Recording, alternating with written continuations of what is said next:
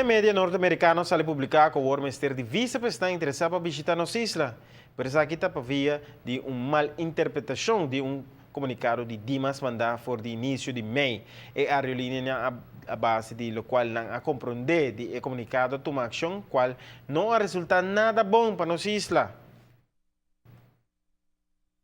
Mostra como se fosse colocado em cambio de manejo para ora turista não ter uma propriedade aqui na Aruba, seja um apartamento, um condomínio ou um timeshare,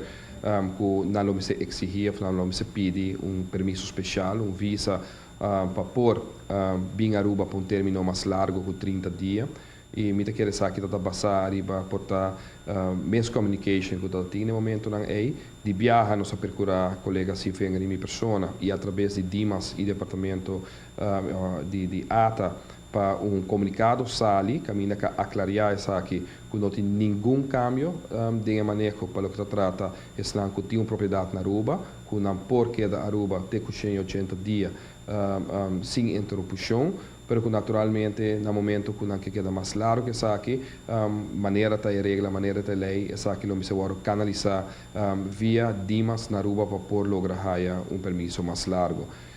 Mestre reitera que não tem nenhum cambio de manejo. A base na lei de mencionar até hasta com a migração já que não se dá a aprovação para visitantes não que tem propriedade para nossa isla para candidato dia necessário.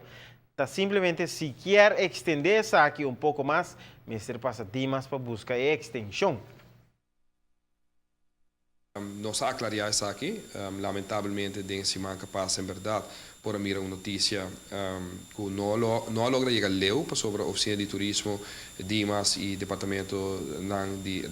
assunto de exterior, de viajar a atender a situação, a papel que a pessoa também, para mostrar que a interpretação não está correto e a toma de decisão hasta junto com o DBB, no caso de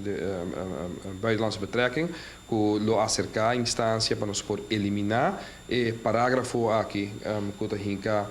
que está certa confusão para certo aerolínea ou para certo passageiro e danke Deus e daí já sabe que está totalmente limitado, não abaileu e